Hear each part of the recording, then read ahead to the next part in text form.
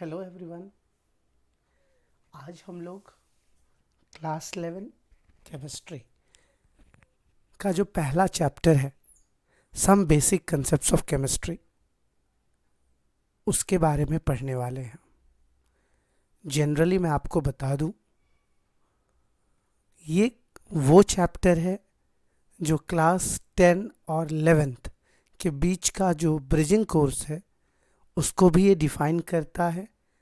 With respect to that ये कुछ नई चीज़ों के बारे में भी इंट्रोड्यूस करता है।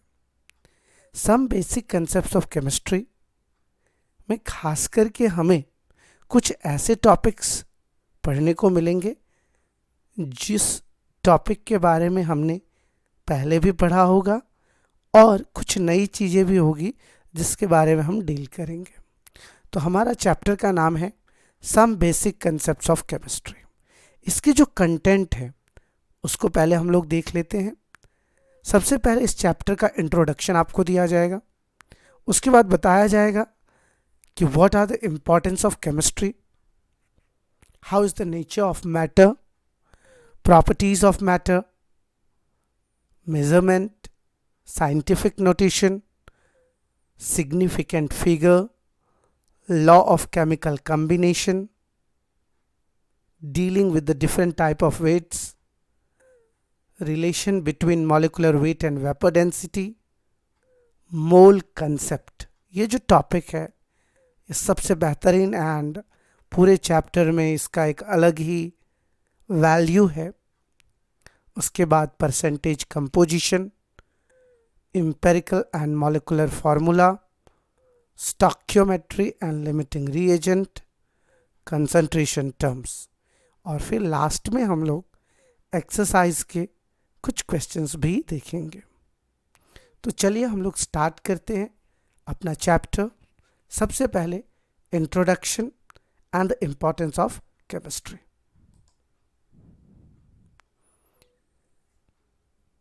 इंट्रोडक्शन। केमिस्ट्री है क्या? What is chemistry? Chemistry is the branch of science that deals with the structure, properties, interaction, transformation of a matter and the energy changes accompanying these transformers. It plays a central role in science and is often intertwined with other branches of science. It also plays an important role in daily life. तो मेरे प्यारे बच्चों, chemistry actually है क्या, कहाँ से आया और क्यों आया? केमिस्ट्री हमारे साइंस से आया है। What is science? The systematised knowledge of all the natural phenomena gained by human being respectively is called science. Science has three branches: physics, chemistry and biology. Physics, that branch of science in which we deals about the matter and its properties like thermodynamics, temperature, mass, heat, etc. Chemistry, that branch of science in which we deals about the properties, reactions, transformations and especially the reaction mechanisms of atoms and molecules. It plays a very important role in our daily life. Why chemistry is important and what are the scope of chemistry? Chemistry has helped us to meet with all our requirements which are necessary for the advancement of life, such as food additives, healthcare products, plastics, dyes, polymers and etc. Chemistry अगर नहीं होता तो क्या होता? मेरे प्यारे बच्चों, आज जितने भी वैराइटीज़ ऑफ फूड के जो एडिटिव प्रोडक्ट्स हैं वो सब केमिस्ट्री की देन है। जैसे आज अगर आपको कोई भी प्रकार का फ्लेवर सोडा में चाहिए तो ये सिर्फ और सिर्फ केमिस्ट्री की देन की वजह से ही है। आज अगर आप सॉफ्ट ड्रिंक्स भी पीते हो उसमें आपका लिखा रहता है ऑरेंज, क्या उसके अंदर में ऑरेंज होता है? नो माय डियर स्टूडेंट, उसके अंदर में केमिकल्स होते हैं। तो फूड एडिटिव्स प्रोडक्ट्स में ये बहुत ही बड़ा इम्पोर्टेंट रोल प्ले करता है।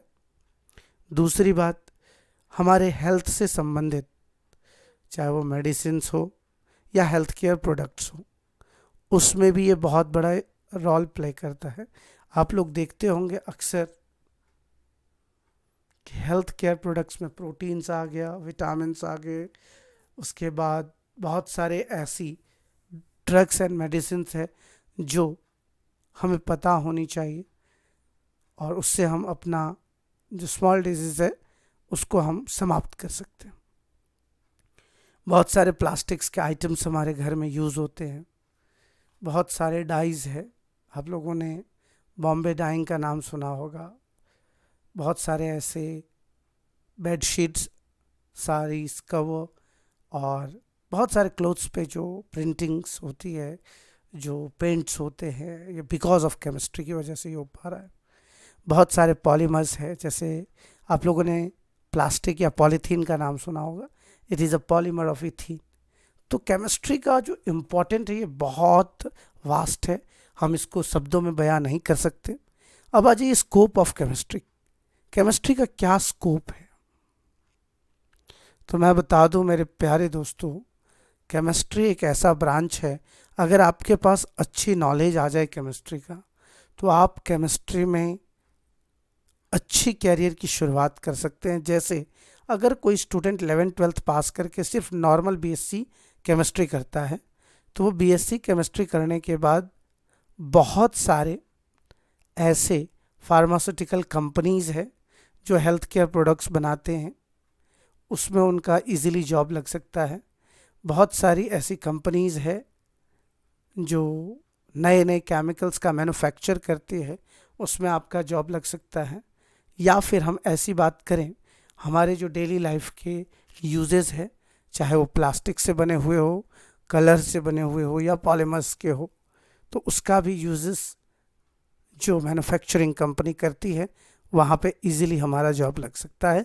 अगर हम केमिस्ट्री में अपनी स्कोप को देखें तो केमिस्ट्री में बहुत ही ज़्यादा स्कोप है in comparison to other subjects.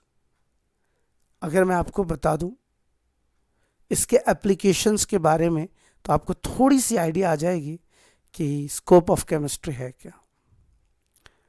जितने भी fertilisers, drugs, soaps, alkalis, salts, dyes, metals, alloys या ऑर्गेनिक या इनऑर्गेनिक जितने भी केमिकल है, या उनसे जो न्यू केमिकल का फॉर्मेशन होता है, या ऑर्गेनिक इनऑर्गेनिक केमिकल्स जो इंडस्ट्रीज़ में बड़ी मात्रा में बनाई जाती हैं, जो खास करके हमारे देश की इकोनॉमी में भी एक बहुत ही अच्छा रोल प्ले करता है, तो ये इसका एक एप्लीकेशंस हो सकता है। जैसे किसान भाइयों को यूरिया या पोटाश के बारे में पता होगा, तो ये हमारी केमिस्ट्री की सबसे बड़ी देन है, जो फर्टिलाइजर्स के रूप में यूज़ होते हैं, मेडिसिन्स के रूप में यूज़ होते हैं।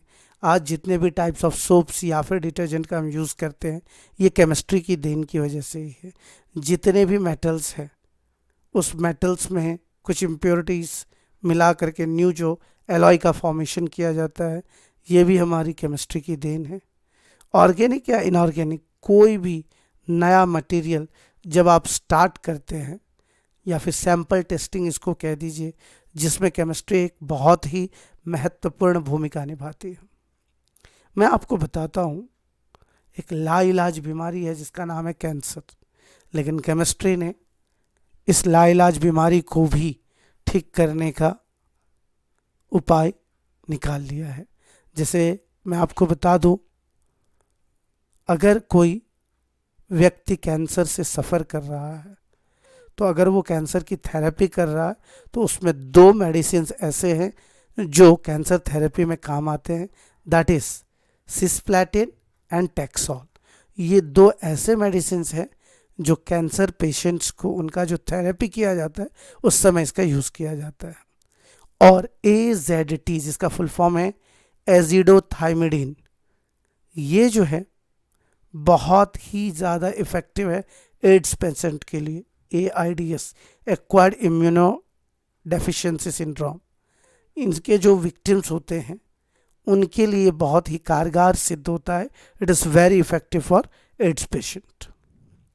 बाकी अगर मैं केमिस्ट्री की बात करूं तो केमिस्ट्री बहुत ही क्रूशियल रोल प्ले करता है। आप लोगों ने ओजोन लेयर का नाम सुना होगा।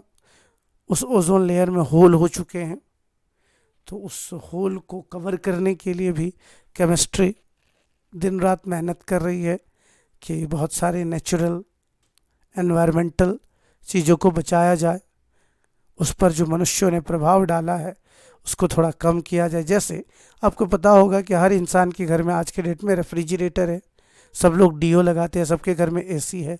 तो इन तीनों से क्लोरोफ्लोरोकार्बन रिलीज होते थे जो हमारे नेचर के लिए बहुत ही घातक था। जैसे आप लोगों ने नाम सुना होगा, मीथेन गैस का नाम सुना होगा, दैट इज CH4।